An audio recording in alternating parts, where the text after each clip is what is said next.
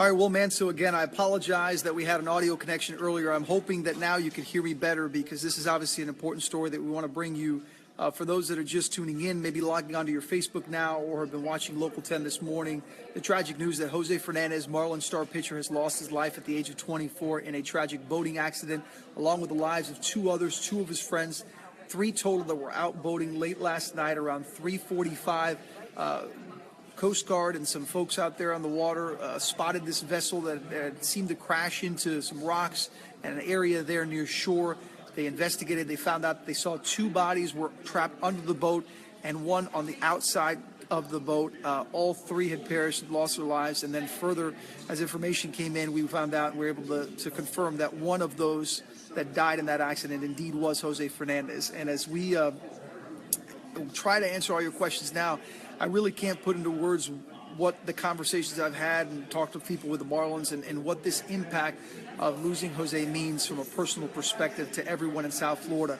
I think it doesn't matter if you're a Marlins fan or a baseball fan or whatever it may be, you right now are impacted by this because Jose was about as vibrant as they come.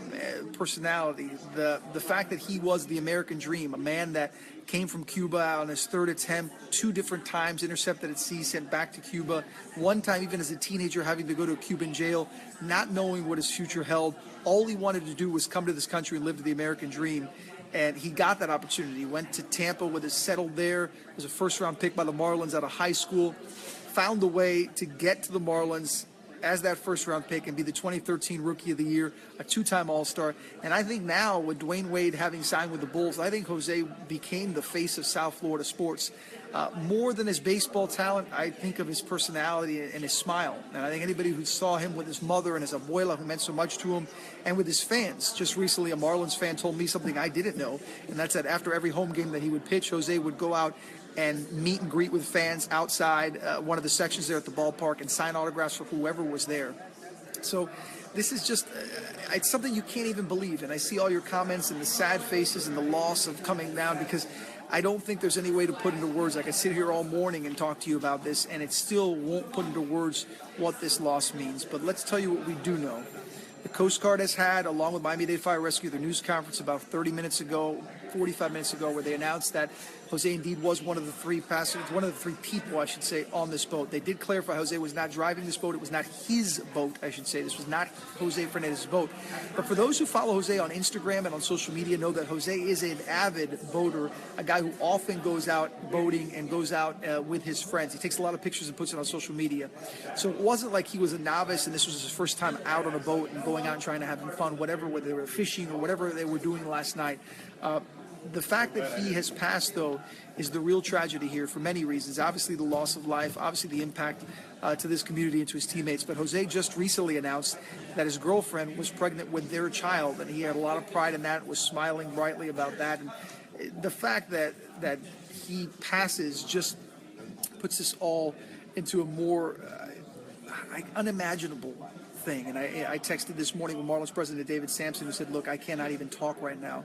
We're going to have a news conference later, but right now the organization as a whole, they were all still just processing the information. Remember, the Marlins got this phone call this morning and were told the news, and I think it's the last thing they would expect. How could you expect something like this to happen?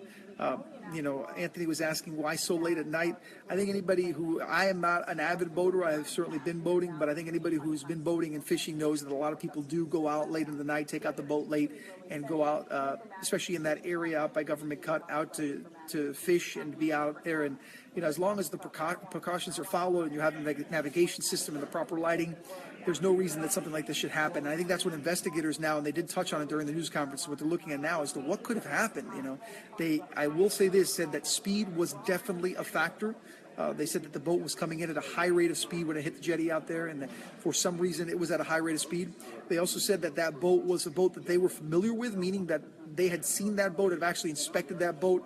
As the Coast Guard and Miami-Dade Fire Rescue have said, they have seen that boat out there. So clearly these were people that knew the area, that had been out in this boat. And they do not at this point believe that alcohol was a factor. But again, it is the preliminary part of the investigation.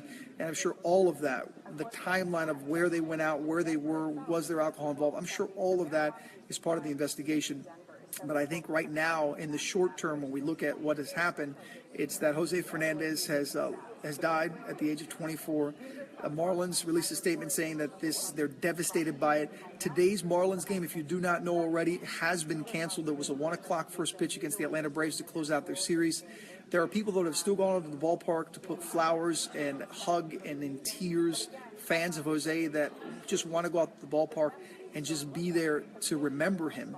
The game will not be played today. The park will not be open, but the Marlins on the big scoreboard outside of Marlins Park have his number 16, Jose Fernandez, and the notice that the game had been canceled. All the local teams have sent out their, Miami Heat, the Miami Dolphins, the Florida Panthers have sent out their condolences right now. And will the authorities now put some more lights out there? I think those are all questions, honestly, guys, that throughout the investigation, we're going to find out exactly what led to this. It's so hard to speculate now. All we do know that we know from officials is that the boat was going at a high rate of speed. Why it was going at a high rate of speed in that area that is pretty well, I don't want to say it's well lit, but with navigation, it's an area that boaters around there should be familiar with and know that the jetties are there and know what's near there, that you cannot be speeding. That stuff I think I'll leave to the investigators because it's very hard to really understand. But to put in perspective what it means to South Florida, we have lost the face of this community in sports. We've lost a vibrant personality, a guy who did so much to the community with charity. I multiple times have seen Jose do so much for kids and for people in this community and go out there and be a big part. As all the sports teams love to give back, Jose genuinely loved to give back. So please stay with Local 10. We're going to actually have the news conference from the Miami Marlins scheduled to be at 12:30, so about 25 minutes from now. We'll get the thoughts there from the Marlins. David Sampson, no word if Jeffrey Lurie is in town. I don't know if he'll be there, if he's been able to fly in or if he's even in town, but certainly if he is, I'm sure he will be there. David Sampson again, and just the Marlins organization right now. Step one for the Marlins is to grieve together and to try to put in perspective what this all means and where they go from here. From a baseball perspective, today's game has been canceled. There's no word if they'll play tomorrow. But from a personal perspective, they have lost a brother, a friend, a loved one, a member of their organization that means so much. The heartbeat, the heart and soul of their organization. Jose was the American dream.